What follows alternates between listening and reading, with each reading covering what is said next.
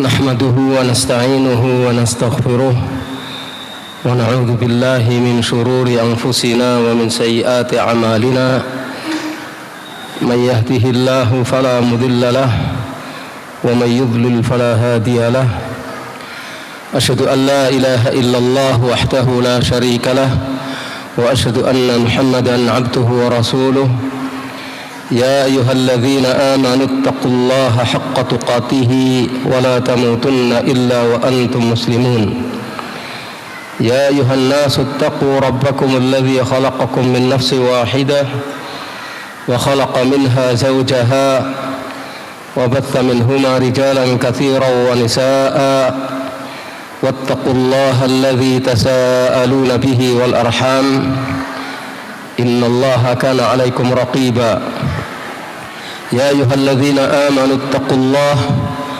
وقولوا قولا سديدا يصلح لكم أعمالكم ويغفر لكم ذنوبكم ومن يطع الله ورسوله فقد فاز فوزا عظيما أما بعد فإن أصدق الحديث كتاب الله وخير الهدي هدي محمد صلى الله عليه وسلم وشر الأمور محدثاتها وكل محدثة بدعة وكل بدعة ضلالة وكل ضلالة في النار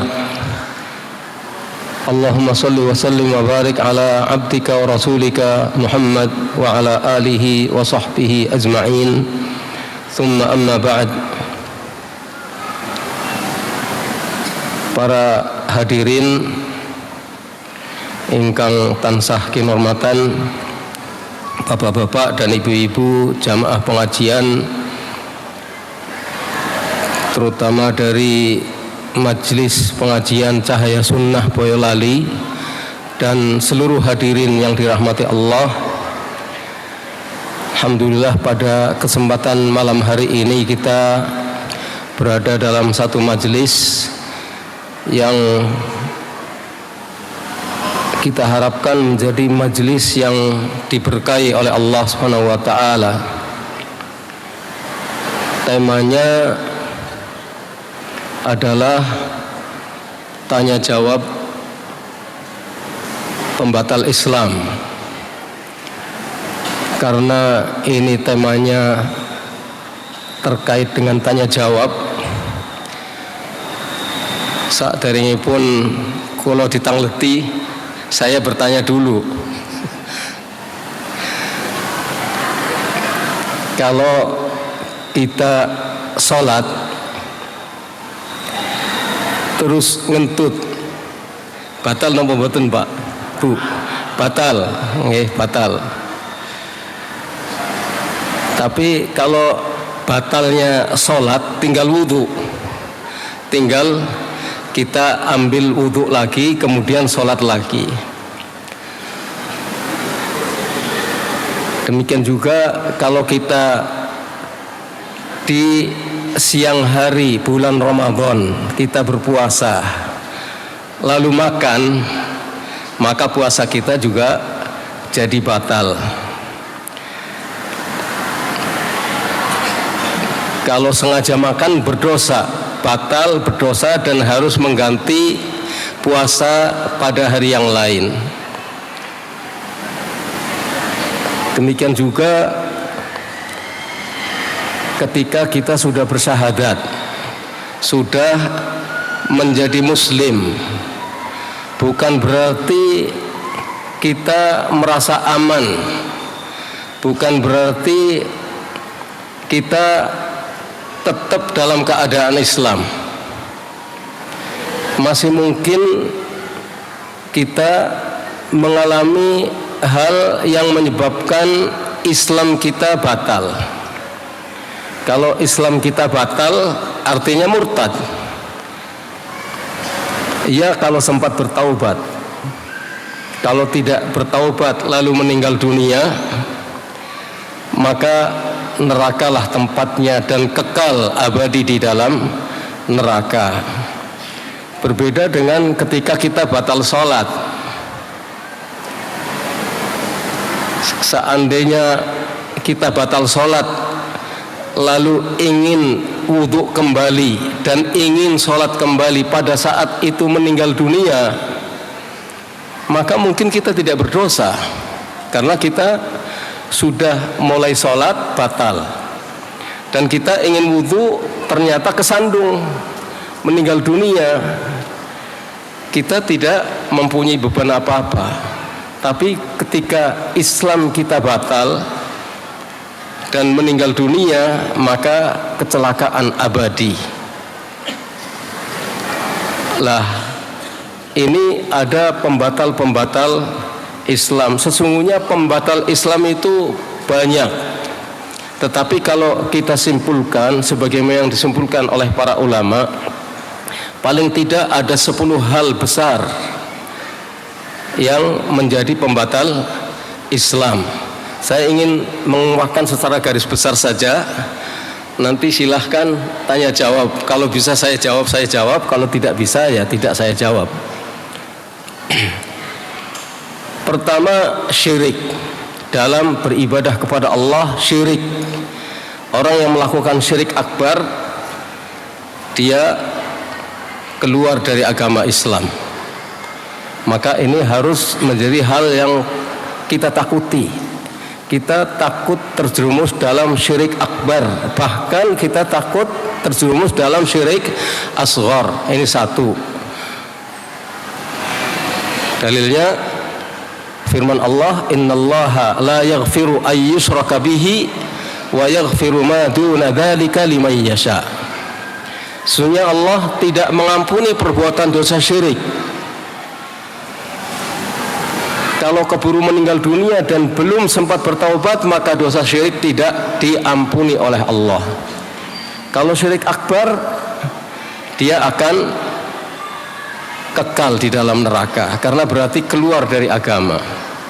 Kalau sempat bertaubat, kemudian meninggal dunia dan tidak melakukan perbuatan syirik, maka diampuni dosanya oleh Allah. Satu. Yang kedua, kalau ada orang menjadikan sesuatu sebagai perantara yang memerantarai antara dirinya dengan Allah, dia minta kepada perantara, dia berdoa kepada perantara, dia minta syafaat kepada perantara, dia bertawakal kepada perantara, maka orang yang demikian, misalnya yang dijadikan perantara itu adalah orang mati, meskipun orang mati itu adalah Rasulullah Sallallahu Alaihi Wasallam, dijadikan perantara untuk minta syafaat, datang ke kuburan Rasulullah SAW, minta, ya Rasulullah beri aku syafaat, artinya mintanya kepada Rasulullah SAW, maka dia telah menjadi kafir karena mintanya kepada selain Allah, mintanya kepada selain Allah. Ini yang kedua. Yang ketiga, orang yang tidak mengkafirkan orang kafir, orang yang tidak mengkafirkan orang-orang musyrikin syirik akbar, atau ragu untuk mengkafirkan orang kafir, ragu untuk mengkafirkan orang-orang musyrikin, atau dia membenarkan mazhab syirik mereka, ini juga kafir karena dia tidak berpegang pada satu agama, dinullah. Ini yang ketiga. Yang keempat,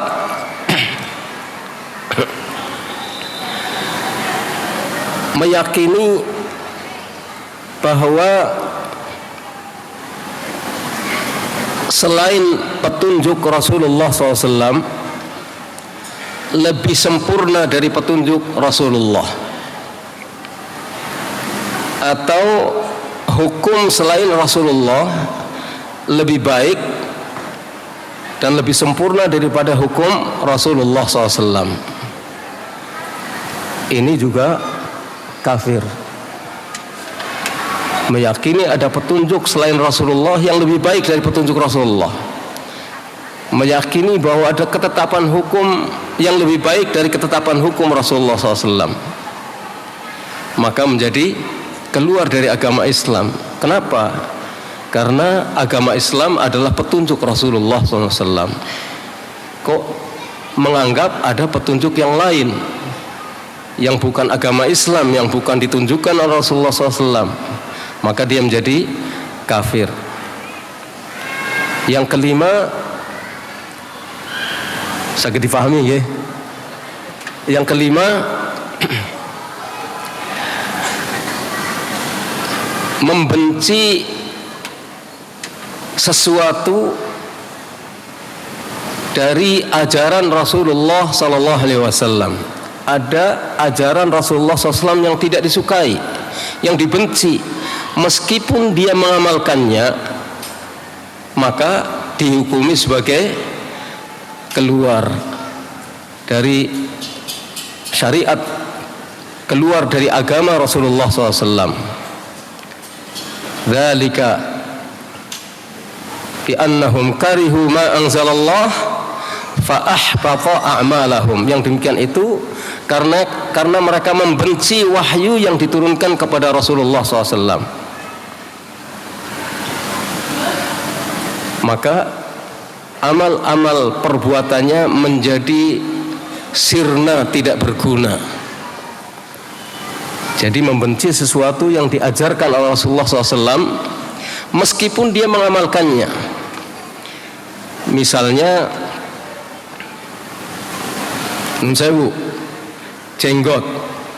jenggot ini adalah ajaran Rasulullah SAW. Meskipun seseorang berjenggot, tapi dia benci kepada jenggot, dia tidak suka kepada jenggot, meskipun dia berjenggot, ini bisa menyebabkan dia terjerumus dalam kekufuran. Contoh lain, wanita berkerudung, memakai jilbab, tapi dia sesungguhnya benci kepada jilbab, maka ini tidak bedanya dengan orang munafik. Tidak bedanya dengan orang munafik. Karena apa? Karena orang munafik itu secara zahir dia Islam, tapi hatinya penuh dengan kebencian. Nomor pinten? Nomor gangsal ya. Yang nomor 6, memperolok ajaran Islam, memperolok ajaran Islam, atau memperolok sesuatu dari ajaran Islam. Misalnya memperolok pahala dari Allah dengan mengatakan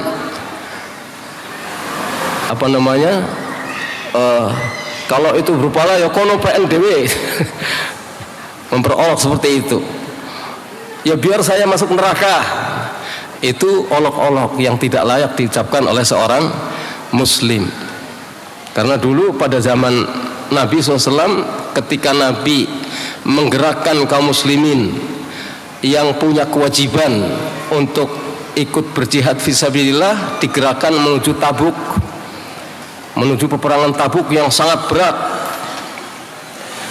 Di tengah jalan ada sebagian orang munafik, orang-orang yang ngobrol di antara sesama mereka, memperolok Rasulullah SAW, memperolok para sahabat Nabi SAW. Tuh lihat, orang-orang penghafal Quran, perutnya gendut-gendut, ya, dia ejek seperti itu, perutnya gendut-gendut. Tapi nanti coba kalau ketemu dengan pasukan Romawi, mereka akan lari tunggang langgang.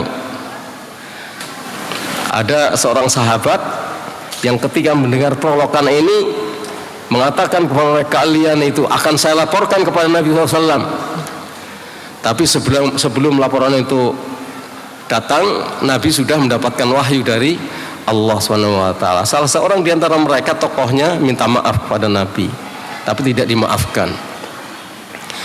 Tidak dimaafkan oleh Nabi SAW. Rasulullah SAW membawakan ayat, Qul abillahi wa ayatihi wa rasulihi kuntum tastahzi'un la ta'tadiru qad kafartum ba'da imanikum. Apakah terhadap Allah, terhadap ayat-ayatnya dan terhadap Rasulullah kalian olok-olok, kalian perolokkan? Jangan beralasan, karena sesungguhnya kalian telah kafir setelah kalian sebelumnya beriman. Ini yang keenam. Yang ketujuh, sihir. Sihir itu kita sudah paham lah. Sihir itu sesuatu yang terjadi tapi orang tidak tahu dari mana. Diperiksakan, menurut ilmu medis nggak ada apa-apanya tapi sakit. Itu barang siapa yang ridho dengan ilmu sihir atau melakukan persihiran seperti ini, maka dia telah kafir. Termasuk di dalamnya pelet, ilmu pelet, memelet orang supaya lengket. Laki-laki jadi seneng sama wanita, wanita jadi seneng sama laki-laki, atau memisahkan dua orang suami istri dipisahkan, dijadikan mereka benci satu sama lain. Ini sihir, itu juga berbahaya. Dalam surat Al-Baqarah dalilnya itu ayat 101 ya, 101. Nanti dilihat lagi dalam surat Al-Baqarah supaya nggak terlalu lama. Yang ke-8,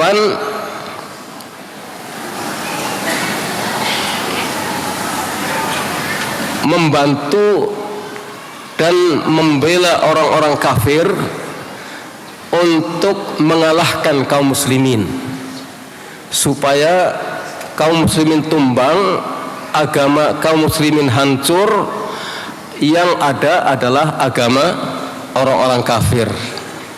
Ini juga menjadi kafir. Dalilnya adalah wa may yatawallahum minkum fa innahu minhum. Barang siapa yang memberikan pembelaan kepada orang kafir untuk mengalahkan kaum muslimin, maka sesungguhnya dia termasuk golongan mereka dalam kekafiran. Dia termasuk golongan mereka di dalam kekafiran. Jadi ini pembatal yang ke-8. Yang ke-9, kalau ada orang berkeyakinan bahwa sebagian orang tidak wajib ittiba kepada Nabi SAW, berkeyakinan ada sebagian orang yang tidak memiliki kewajiban untuk mengikuti Nabi SAW, dia boleh keluar dari syariat Nabi SAW, seperti halnya Nabi Khadir atau Khadir itu boleh keluar dari syariat Nabi Musa alaihi salatu wassalam. Dalam kisahnya kan, Khadir itu tidak mengikuti syariat Nabi Musa, bahkan Nabi Musa belajar kepada Khadir dalam ilmu tertentu, bukan dalam semua ilmu. Nah itu Khadir boleh keluar dari syariat Musa. Berarti ada sebagian orang di zaman sekarang yang boleh keluar dari syariat Nabi SAW. Orang yang berpaham dan berkeyakinan seperti itu, dia berarti bukan muslim. Karena kalau orang muslim tidak akan berpandangan demikian. Ini yang ke-9. Yang ke-10, berpaling. Artinya berpaling, nggak mau tahu tentang dinullah, tentang agama Islam. Karena nggak mau tahu, dia nggak mau belajar tentang Islam dan apalagi mengamalkannya. Pokoknya dia tidak mau tahu tentang dinul Islam. Dia tidak mau tentang Nabi Muhammad SAW, tidak mau mempelajarinya dan tidak mengamalkannya. Bagi dia Islam ada atau tidak ada sama saja. Dia tidak mempercayai Islam, tapi dia juga tidak mengingkari Islam. Ya, Islam agama orang tertentu, saya Saya tidak mempercayai, tapi saya juga tidak mengingkari. Kalau ada orang yang demikian itu, nggak peduli, cuek terhadap Islam, maka orang itu adalah orang yang sebenarnya bukan Muslim, orang yang keluar dari Islam. Wa man azlamu mimman dzukkira bi ayati rabbih thumma a'rada anha inna minal mujrimina muntaqimun. Surat As-Sajdah ayat 22. Tidak ada orang yang lebih zalim, tidak ada orang yang lebih zalim daripada orang yang telah diingatkan dengan ayat-ayat Allah, kemudian dia tidak mempedulikannya, dia berpaling, tidak mau tahu tentang ayat-ayat Allah, percaya tidak percaya juga tidak, pokoknya jalan menurut kemauannya dia. Sesungguhnya kami akan membalas orang-orang yang berbuat dosa. Inilah 10 besar. Barang siapa yang terjerumus ke dalam perkara 10 ini, berarti dia keluar dari Islam, atau terjerumus dalam salah satu di antara ke-10 ini, berarti dia tidak lagi disebut sebagai Muslim. Baik dia melakukan salah satu di antara ke-10 ini dengan sungguh-sungguh atau dengan bercanda atau dipaksa orang, atau karena ketakutan sama orang lain, bukan dipaksa, ketakutan sama orang lain, akhirnya melakukan salah satu di antara ke-10 hal ini, berarti dia telah keluar dari Islam. Lah ini kita sampaikan untuk kita, bukan untuk menuduh orang lain. Karena kalau kita melihat ada orang melakukan perbuatan ini, harus ada untuk membuat hukum, menentukan hukum, menvonis dia kafir atau muslim, itu bukan wewenang kita. Harus ada syarat-syarat yang terpenuhi dalam hal itu, dan tidak ada penghalang-penghalangnya. Dan yang tahu itu adalah orang-orang yang punya ilmu, bukan kewenangan kita. Maksudnya kita sampaikan ini adalah supaya kita hati-hati, dan ketika kita menyampaikan hal ini kepada orang lain, supaya orang lain hati-hati, bukan sedang apa kata orang menjustis, bukan sedang memvonis, tapi supaya orang berhati-hati jangan sampai terjerumus ke dalam kekafiran. Karena kita harus sayangi diri kita sendiri. Kalau di dalam pesawat itu kan ya, ada pengumuman dari pesawat, kalau nanti ada alat oksigen turun, pakailah Anda sendiri yang pakai. Kemudian kalau ingin menolong orang lain, pakai dulu Anda, pakai dulu alat ini penyerap oksigen, baru menolong orang lain. Jadi kurang lebih seperti ini terkait dengan masalah Islam. Kalau kita ingin menolong orang lain, kita mulai dari diri kita sendiri. Nah ini kita persilahkan kepada bapak-bapak dan ibu-ibu sekalian, karena forumnya tanya jawab. Bisa ada bahan untuk tanya jawab, Pak, Bu? Ada bahan untuk tanya jawab, insya Allah. Silahkan. Kalau bisa saya, iya. Kalau bisa saya jawab, kalau tidak bisa ya terpaksa tidak saya jawab. Oke. Baik, jazakallahu khairan kepada Ustaz Ahmad Faiz Asifuddin yang telah memberikan mukadimah materi pada kajian pada malam hari ini. Berikutnya kita buka sesi tanya jawab.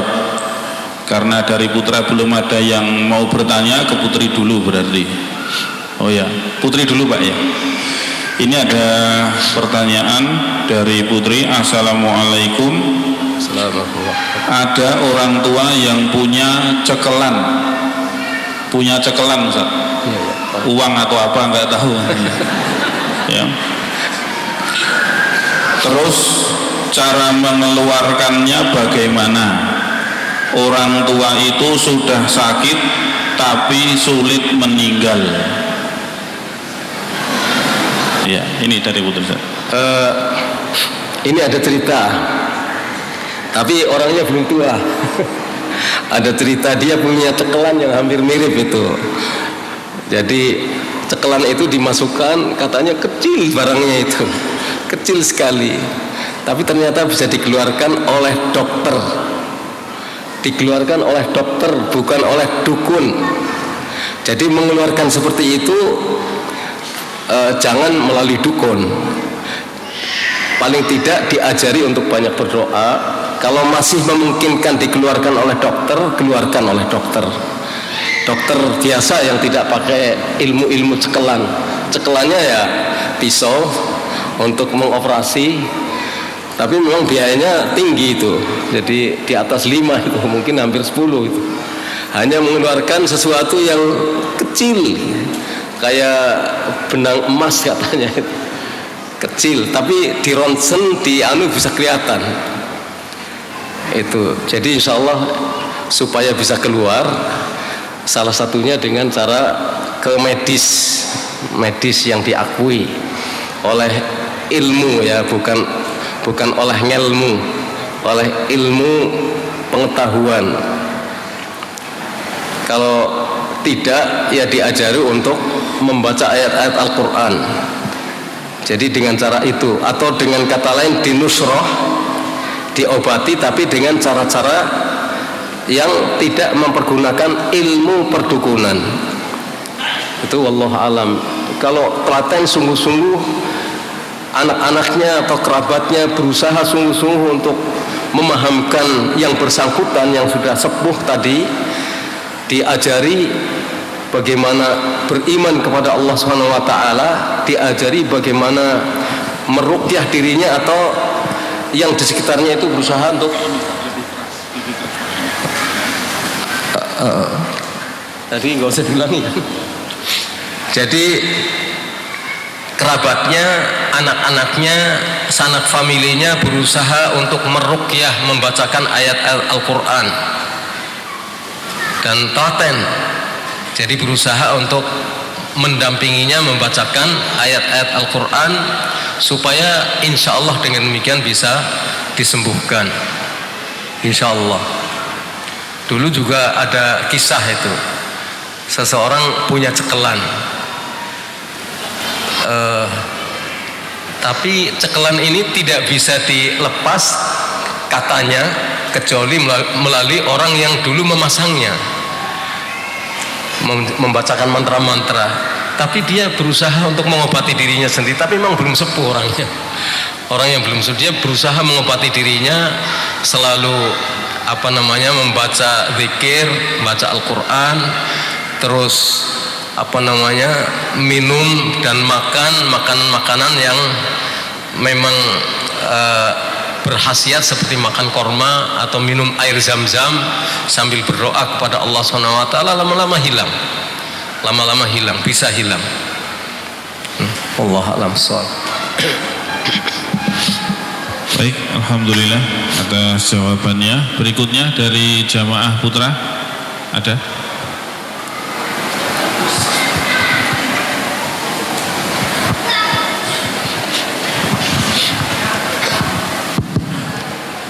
Assalamualaikum warahmatullahi wabarakatuh. Ustaz mau bertanya, berhubung masalah syirik asghar, selain riya, adakah perbuatan yang dimasukkan dalam kategori syirik asghar? Demikian, assalamualaikum warahmatullahi wabarakatuh. Pertanyaannya, Selain riya, adakah amalan yang dikategorikan syirik asghar? oh ya, ada. Misalnya memakai gelang untuk tolak bala, gelang akar bahar atau gelang dari benang atau gelang dari barang-barang laut, yang dimaksudkan dengan memakai gelang itu untuk tolak bala. Ketika orang memakai seperti itu karena tradisi, bukan karena keyakinan, itu termasuk syirik asghar. Kalau diyakini, dia yakin, maka itu menjadi syirik akbar. Dan contoh yang lain banyak. Contohnya mengatakan untung ada saya, kalau tidak ada mati orang itu. Lah itu syirik asghar, termasuk syirik asghar. Jadi kalau kita tidak ingin syirik, ya kita islamkan lidah kita, misalnya dengan Masya Allah, Masya Allah, Alhamdulillah tadi saya datang, atas izin dari Allah saya datang sehingga selamat. Nah itu menjadi tidak syirik, itu selamat. Nah, iya.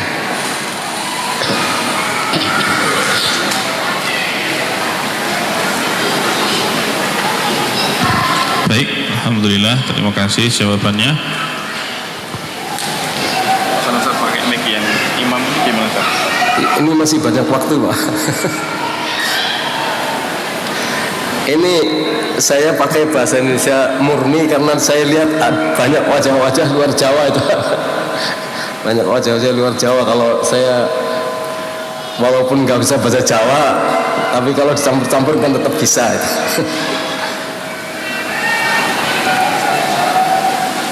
Pertanyaan apa namanya?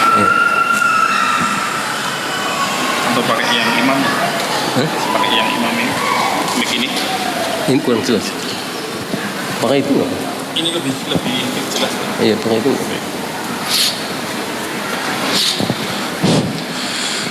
Pertanyaan yang ketiga, Ustaz, bismillah Ustaz, kados pundi hukumipun ngawontenaken acara 7 dina, 100 dina, 1000 dina pareng boten? Biasanipun dipercaya ngagem sembelihan sapi atau kambing, niki bahaya boten? Sembelihanipun pareng dimaem boten? Menawi sak menika digantos kalih roti-rotian, dibagi-bagi niatipun 7 dina, 100 dina dan lain-lain, pareng napa mboten? Jadi itu adalah kegiatan-kegiatan tradisi yang tidak dicontohkan di dalam Islam. Jadi Nabi SAW, para sahabat, para tabi'in dan tabi'ut tabi'in, ketika ada orang meninggal dunia itu tidak pernah mengadakan upacara-upacara mitung dino atau 40 hari atau 1000 hari dan yang lain-lainnya. Lah kalau ada sembelihan, ya sembelihannya jangan dimakan. Kalau ada sembelihan itu sembelihannya jangan dimakan. Kegiatan-kegiatan itu adalah kegiatan-kegiatan yang tidak diajarkan di dalam Islam. Bahkan mungkin ini berasal dari agama lain, wallahu a'lam. Tapi dalam Islam tidak ada acara-acara yang semacam itu. Tidak ada acara-acara yang demikian. Itu yang paling penting kita ada bagaimana menjaga keselamatan diri kita dan juga keselamatan diri orang-orang yang meninggal dunia.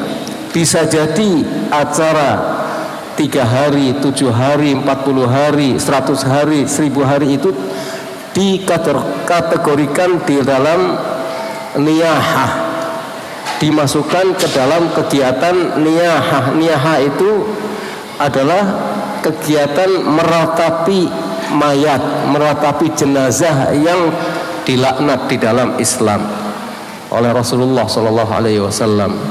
Jadi orang yang meratapi mayit, salah satunya adalah dengan kegiatan-kegiatan seperti itu nanti akan mendapatkan siksa di neraka,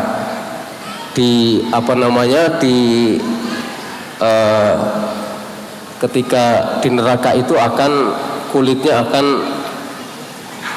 seperti tembaga dibakar, jadi seperti meleleh seperti tembaga. Itu adalah hukuman bagi orang yang niyahah.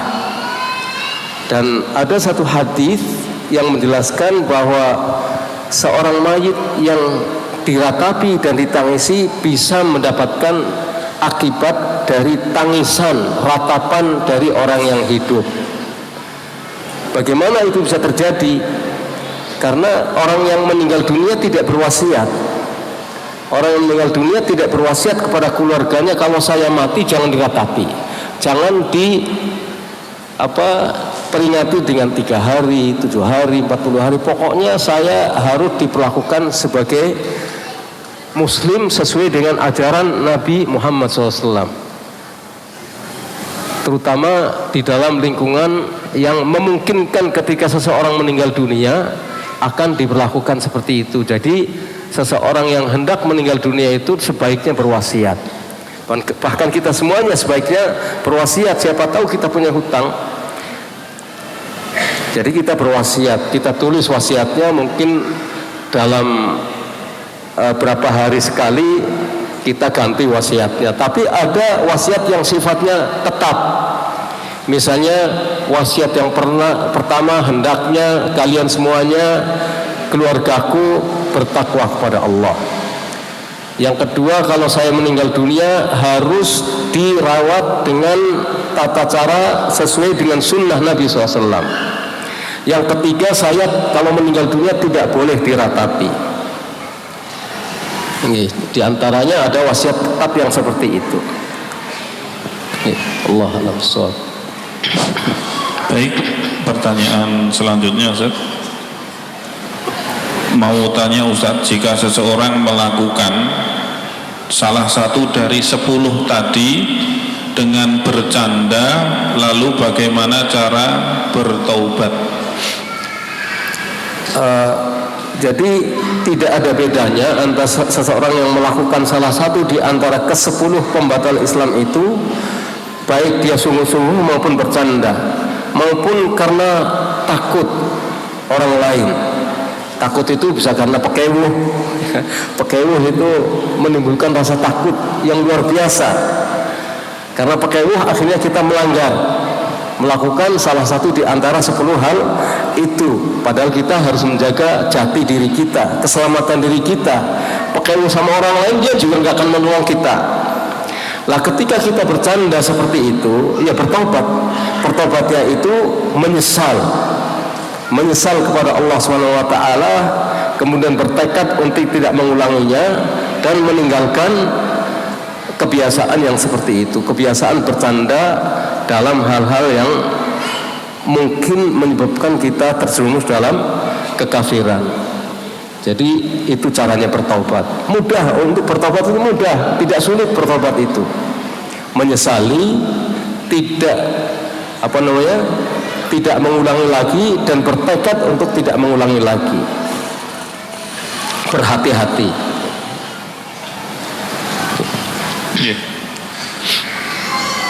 Jazakallahu khairan atas jawabannya. Selanjutnya ada pertanyaan. Assalamualaikum. Bagaimana cara menyedekahi orang tua yang sudah meninggal?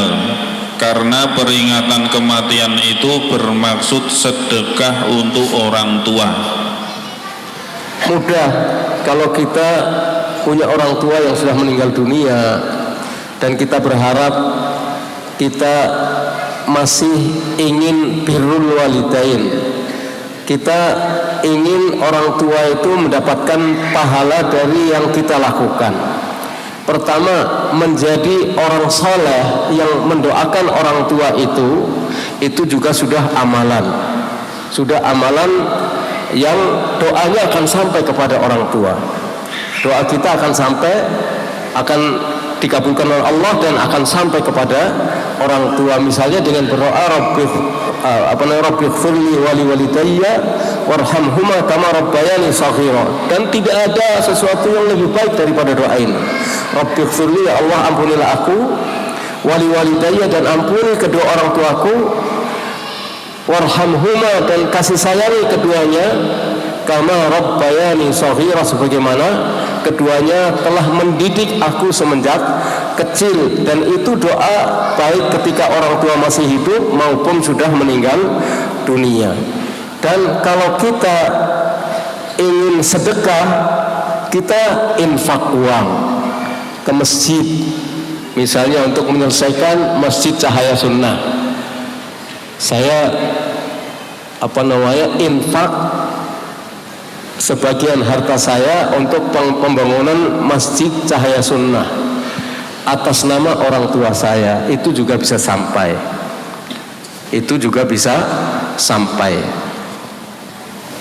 Terus lagi, kalau kita tahu orang tua kita punya utang, kita bayari utangnya, itu juga akan sampai.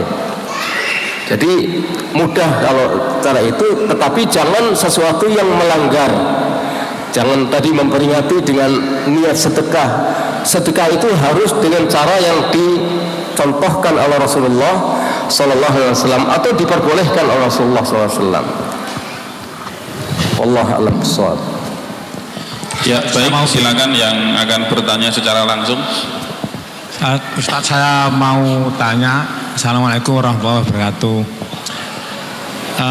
Gini Ustaz, contohnya saya ya, saya punya ilmu itu didapatkan dari ayat-ayat Al-Quran gitu. Nah, itu saya gunakan suatu saat kita terdesak ataupun kita membutuhkan, itu kita gunakan ilmu itu termasuk pembatalan Islam apa tidak? Salah satu contoh gini, ayat dari Al-Quran itu yang di surat Yusuf, ini ra'ita ahda awsaro samsawal komaro etum disajidin, itu untuk saya memikat cewek, salah satu contoh gitu. Untuk apa? Ini sewu ya, sewu. Terus kedua kalinya saya ini bertengkar sama orang, saya bacakan wa idza batastum jabari, saya pukul langsung dia jatuh. Nah, satu lagi gitu. Kita ini dikeroy sama orang, saya bacalah tudrul absaru wa yudrikul absara wa semua orang itu semua pada takut. Apakah ilmu seperti itu bisa pembatalan dalam Islam? Itu Ustaz. Terima kasih. Jadi pertama, Al-Quran diturunkan itu sebagai pedoman hidup. Al-Quran itu diturunkan, memang Al-Quran itu adalah syifa lima fis sudur, obat bagi penyakit hati. Dan Al-Quran itu diturunkan maksudnya adalah sebagai pedoman untuk diamalkan. Tapi kalau kemudian Al-Quran itu dijadikan sebagai jimat, itu tidak diperbolehkan di dalam Islam. Nabi SAW juga tidak pernah menggunakan ayat-ayat Al-Quran untuk memelet seseorang. Membaca summum bukmun umyun fahum la yarji'un, terus kemudian bisa menghilang, itu enggak ada. Yang seperti ini itu namanya talbisu iblis. Talbisu iblis itu artinya ini kerjaan iblis,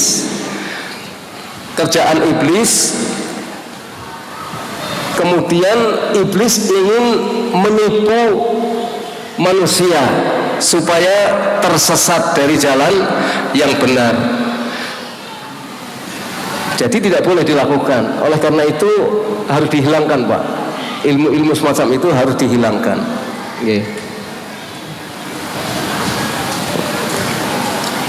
Dan itu tidak akan membahayakan orang lain. Orang yang bertauhid tidak akan mempan gitu kan.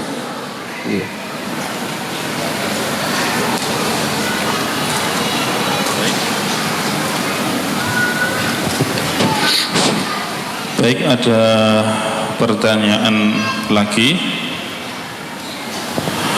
Bismillah.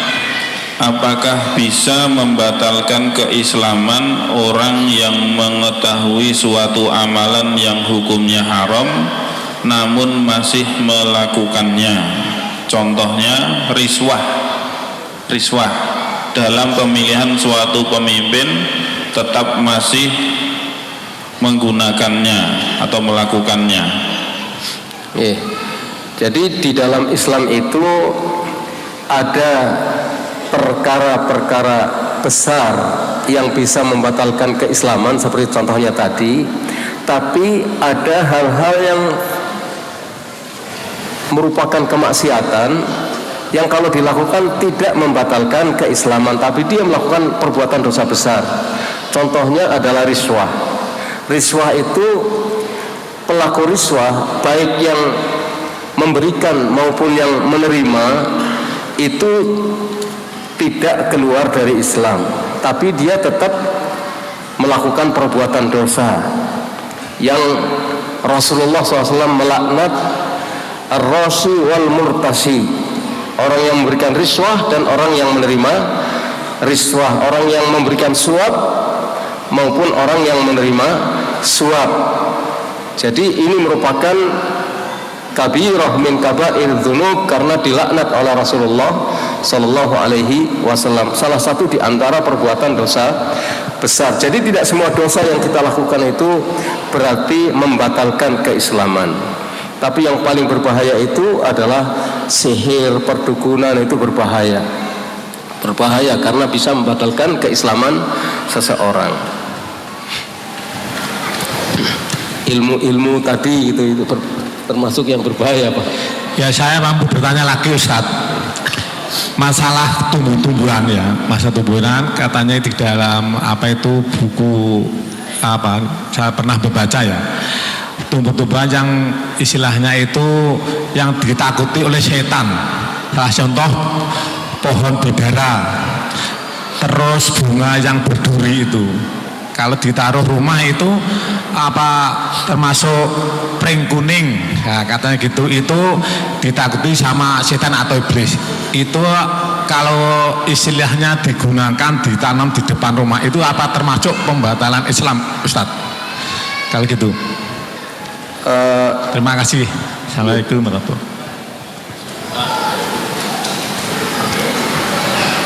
wabarakatuh. Saya ingin memulai dari sini dulu, Pak. Ketika ada tata cara untuk ruqyah misalnya dengan menggunakan bahan tertentu, misalnya daun bidara, ini penggunaannya harus sesuai dengan tuntunan Rasulullah Sallallahu Alaihi Wasallam. Tapi tidak berarti kemudian kita sengaja menanam pohon bidara itu dengan anggapan nanti setan pada takut. Enggak takut setan ini. Setan ini enggak takut dengan hanya begitu. Ya, jadi tapi itu bukan membatalkan keislaman. Cuma itu adalah tata cara yang salah. Jadi kalau sampai meyakini, ya salah. Keyakinan yang semacam itu adalah sesuatu yang salah, tapi tidak sampai, insya Allah tidak sampai membatalkan keislaman. Cuma kita harus membersihkan diri dari hal-hal yang menurut Islam tidak ada contohnya. Misalnya air zam-zam, Pak. Air zam-zam itu adalah air yang kata Rasulullah itu diberkahi. Tapi bukan berarti kita percaya kepada zam-zamnya yang menyembuhkan suatu penyakit atau yang menjadikan orang kecerdasannya terbuka. Istilah orang itu jadi mecah cara berpikirnya. Itu hanya salah satu sebab saja. Kita tetap harus berkeyakinan bahwa yang menyembuhkan itu Allah. Kemudian air zam-zam ini adalah sesuatu yang Rasulullah memang mencontohkannya. Jadi demikian, Pak. Jadi bukan contoh yang lain. Mungkin saya akan melebar, barangkali menjadi inspirasi untuk bertanya. Pada zaman itu Rasulullah SAW melewati kuburan. Rasulullah, karena beliau Rasulullah mendapatkan wahyu dari Allah, mendapatkan pemberitahuan dari Allah. Orang yang di dalam kubur itu ada dua, satu kuburan dan satu kuburan yang lainnya. Rasulullah mendengar suara tangis dari dua orang yang dikubur dalam kuburan yang terpisah. Yang satu karena kencing tapi tidak bersih. Yang kedua karena dia ghibah, suka namimah, suka menghibah orang lain, suka namimah, suka mengadu domba orang lain. Jadi dua orang itu disiksa oleh Allah karena masalah yang orang menganggapnya sepele, padahal ini adalah masalah besar. Satu masalah kencing, kan kita sering melihat orang kencing di sembarangan tempat, ya kadang-kadang sambil berdiri sambil kayak mohon maaf kayak kuda, terus tidak cebok. Nah, ini berbahaya, ini akan mendapatkan siksa kubur karena dulu orang itu karena masalah yang seperti ini. Yang kedua adalah namam, orang yang suka berjalan mengadu domba, menghasut, ini juga akan mendapatkan siksa. Kemudian Rasulullah memotong pelepah korma, dibelah jadi dua, satu ditancapkan ke kuburan yang satu ditancapkan ke kuburan yang lain.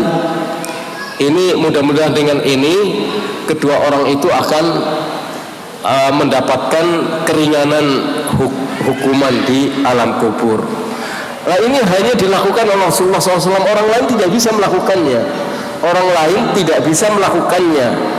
Misalnya supaya orang itu tidak mendapatkan siksa kubur, dipotongkan pelepah korma. Kalau di sini nggak ada pelepah korma, akhirnya ditanami jagung.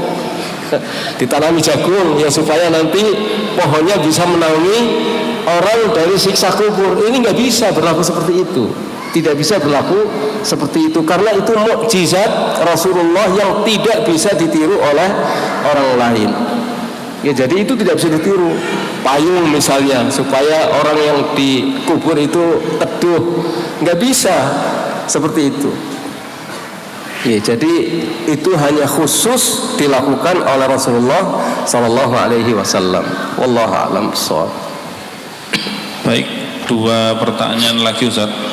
Bismillah, bagaimana cara menyembuhkan seorang yang terkena sihir untuk memisahkan dengan suaminya, sementara orang tersebut seorang mu'alaf yang belum bisa membaca Al-Quran? Kita bantu dengan membacakan ayat-ayat Al-Quran. Bagi kedua orang suami istri itu, sepasang suami istri itu, kita bantu dengan bacaan Al-Quran. Kemudian kita bimbing keimanannya, diajari belajar tentang Islam, tentang tauhid, kemudian diajari cara doa yang sederhana. Insya Allah dengan cara demikian diajari secara terpisah, suaminya sendiri, istrinya sendiri, atau dua-duanya, kemudian diyakinkan bahwa ini adalah sihir buatan orang. Tapi kan untuk membuktikan itu ya kita bacakan saja. Kadang-kadang memang benci beneran, bukan karena disihir itu. Jadi benci beneran karena dan bukan disihir orang. Kalau benci beneran kan bagaimana lagi itu. Jadi memang sudah ada tanda-tanda si suami nggak suka istrinya atau istri tidak suka suaminya karena nafkahnya kurang misalnya. Tapi kalau benar-benar itu terkena sihir, kita bantu. Dia mu'alaf belum bisa berdoa, kita bantu, ajari dia. Dua-duanya kita ajari bagaimana supaya keyakinannya, tauhidnya berkembang pesat, keyakinannya kepada Allah pesat, dan ada sifat menentang kepada kejahatan-kejahatan setan. Kita ajari membaca Qul huwallahu ahad, kita ajari membaca Qul a'udzu birabbil falaq, kita ajari Qul a'udzu birabbin nas. Allah Maha tahu, Maha pengasih, Maha penyayang, sehingga kalaupun orang belum bisa fasih membaca Al-Quran, tapi dia punya kemauan, insya Allah didengar oleh Allah doanya, didengar oleh Allah. Siapa saja yang berdoa langsung kepada Allah, didengar doanya oleh Allah dan akan ditolong oleh Allah. Harus ada keyakinan. Diajari ketika sore berdoa, ketika pagi berdoa, dengan doa yang mudah, yang dia mungkin mampu melaksanakannya. Begitu juga ketika mau tidur, kita ajari doa tidur yang sederhana saja, satu doa saja yang mudah bagi dia, meskipun membacanya terbata-bata, meskipun mungkin kita awali dengan menuliskan huruf Latin, tapi bacaannya maksudnya benar, dia membacanya terbata-bata dan salah-salah, tapi dia punya kemauan keras untuk berdoa kepada Allah, insya Allah doanya didengar oleh Allah. Nanti lambat laun akan hilang, insya Allah. Kalau memungkinkan ya kita cari sebab-sebabnya di mana. Apakah pakai alat-alat tertentu dalam menggunakan sihir. Kita berusaha untuk menemukan, kadang-kadang sulit untuk menemukan seperti itu, maka ya kita atasi dengan doa. Nah, baik, pertanyaan terakhir Ustaz. Assalamualaikum. Apakah termasuk perbuatan syirik jika saya mengundang peruqyah dan peruqyah itu bisa tahu letak buhul-buhul yang ditaruh oleh penyihir dan gaya-gaya peruqyah tersebut menyerupai dukun dengan menggoyang-goyangkan tangan dan mendatangi letak buhul? Ketika saya tanya peruqyah, tangan peruqyah kenapa digoyang-goyang? Jawab peruqyah, mengeluarkan indera saya, dengan bantuan Allah tangan saya bisa mengetahui letak buhul tersebut. Yaitu sihir itu. Sihir. Nggak boleh kita mendatangi meskipun atas nama ruqyah, karena ada ruqyah syirkiyah, ada ruqyah yang syirik, dan ada yang masyru', ada yang disyariatkan. Kata Rasulullah, ba'sa bir ruqyati ma lam takun syirkan. Tidak mengapa dengan ruqyah selama tidak mengandung unsur syirik. Jadi ruqyah yang dimaksudkan itu bacaannya jelas ayat Al-Quran. Tidak ada doa-doa yang tidak jelas, harus jelas. Kalau ada di balik ayat-ayat Al-Quran kemudian ada tata cara, kemudian ada doa-doa, ada mantra-mantra yang tidak jelas, itu bukan ruqyah yang disyariatkan, tapi adalah ruqyah yang syirkiyah, minimal ruqyah yang bid'ah, ruqyah yang tidak ada dicontohkan, yang bid'ah. Jadi hati-hati terhadap ruqyah, dan ruqyah itu bukan profesi. Ya, ruqyah itu bukan profesi, tapi untuk menolong orang lain. Kalau sudah cari bayaran, itu profesi namanya. Jangan datangi itu, jangan datangi. Ya, kalau mencari bayaran, jangan didatangi. Banyak kok orang yang bisa meruqyah, insya Allah. Nggak usah didatangi para peruqyah yang mencari bayaran. Wallahu a'lam bishawab. Kita khawatir jadi ruqyah yang semacam ini, apalagi dia menggoyang-goyang tangan kayak gini, seolah-olah ada apa, itu tidak ada di dalam tata cara Islam. Itu tata caranya tukang sihir yang seperti itu. Allah alam bishawab. Jadi itu yang bisa saya sampaikan. Harapannya kita berupaya bersungguh-sungguh bagaimana menjauhkan diri dari pembatal-pembatal keislaman dari 1 sampai dengan 10, dan kita hindari jangan sampai kita bercanda dengan hal-hal yang berbahaya, karena innal abda la yatakallam bi kalimah, kata Rasulullah SAW, seorang manusia kadang berbicara dengan satu kalimat, dia tidak merasa bahwa di dalam kalimat itu berbahaya, bisa menjerumuskan seseorang ke dalam neraka yang jauhnya ma bainal masyriq wal maghrib, karena satu kalimat. Tapi kalimat itu kalimat kufur, bisa menyebabkan orang masuk neraka yang jauhnya sejauh antara timur dan barat. Kan dalam sekali neraka itu. Jadi masuk ke dalam neraka yang sangat dalam, sehingga jaraknya digambarkan oleh Rasulullah sejauh antara timur dan barat. Timur dan barat kan nggak bisa diukur jarak jauhnya, sangat jauh, sangat dalam. Jadi berbahaya, satu kalimat bisa berbahaya. Dan tadi ada yang pertanyaan dengan masalah syirik asghar. Mari kita berusaha untuk menghindarkan diri dari syirik-syirik asghar. Contohnya adalah mengatakan masya Allah wa ma syi'ta, ini atas kehendak Allah dan kehendakmu. Ini juga syirik asghar. Ini adalah karena kehendak Allah dan karena kehendakmu. Seharusnya ini adalah karena kehendak Allah kemudian bukan dan. Hanya bedanya kemudian dan itu bisa menyebabkan orang terjerumus dalam kecelakaan.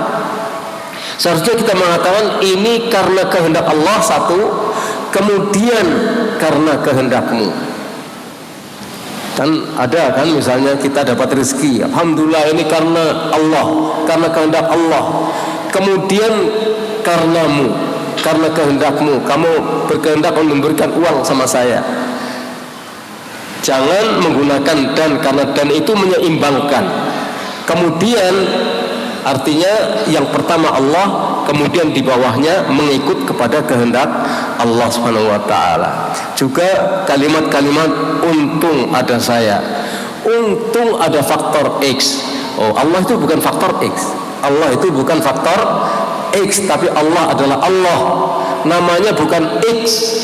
Allah itu namanya bukan X. Misalnya saya bukan saya.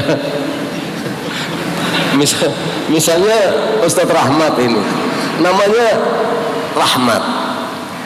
Hei kasih sayang, kan nggak mau. Walaupun kasih sayang itu makna daripada rahmat, tapi namanya kan rahmat, bukan kasih sayang. Hei kasih, kita nggak akan mau karena namanya rahmat. Kita namanya puji, dipanggil hei puja atau pujo, itu enggak, bukan namanya. Nah, Allah namanya bukan X, tapi namanya adalah Allah, dan ada nama-nama yang lainnya. Maka kita perlu belajar nama-nama Allah dan sifat-sifatnya supaya tidak salah di dalam memanggil Allah. Ini saja yang bisa saya sampaikan. 10 pembatal keislaman itu perlu dikaji lebih detail satu persatu. Tidak harus dalam forum yang seperti ini, tapi misalnya bisa belajar kelompok-kelompok kecil nanti mempelajari tentang satu persatu dari pembatal keislaman. Karena syekh, para ulama membaca 10 pembatal keislaman ini bukan sebentar seperti ini, bukan sebentar seperti ini, hanya memberikan wawasan saja. Artinya memberikan apa namanya, wawasan ya, wawasan saja supaya kita tahu dan kita pelajari lebih lanjut. Wallahu a'lam bishawab. Kalau ada tutur kata saya yang kurang berkenan, mohon maaf yang sebesar-besarnya. Wassallallahu ala nabiyina Muhammad wa ala alihi wa sahbihi ajma'in. Subhanakallahumma hamdika asyhadu an la ilaha illa anta astaghfiruka wa atubu ilaik. Assalamualaikum warahmatullahi wabarakatuh.